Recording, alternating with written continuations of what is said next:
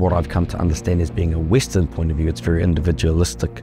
Everything is important relative to the individual, where the Māori perspective is the other way around. Everything is important. Everything has a part, everything has a role. Mōhio tāua ki te ao Māori, ko te tikanga iho atua, me te tikanga iho tangata. Te tikanga iho atua, ko era āhuatanga, ko era mātāpolo, ko era mahi i takea mai, i roto mai ngā tauira, i kitea i rāngona rānei i o tātou atua.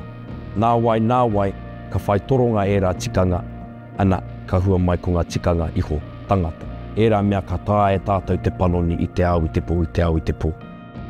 He mea ka whakatauria e pai ai tā tātou koke, tā tātou kōkiri, tā tātou ora, noho tahi hoki ki te tai au. Law, on the other hand, is totally different. The idea that you can purchase land and sell land and generate profit, the idea of one person having the ability to own a clearly defined block of land, these are entirely new concepts for our people because of our idea of communism and collectiveness and that relationship of belonging rather than owning. Tō te ao pāhea, tō tauiwi ao tirohanga nui, ko te ao Pākihi, ko te ao tau hoko hoko.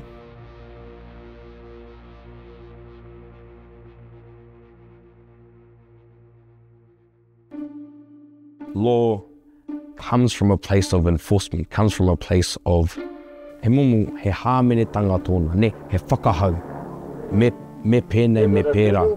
Whereas tikanga gives us guidelines that allow us to operate with our environment.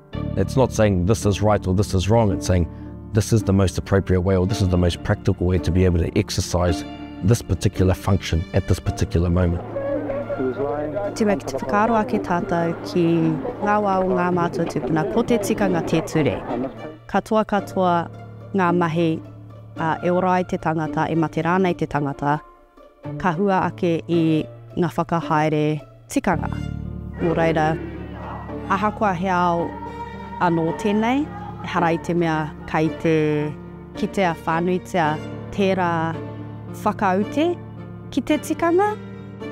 You've got this shift happening where one side of the Crown, including the courts, the Waitangi Tribunal and legislation, are moving more towards recognising the validity of tikanga, but then you've got a coalition government who are looking at going the opposite direction and looking to undo a lot of that progress.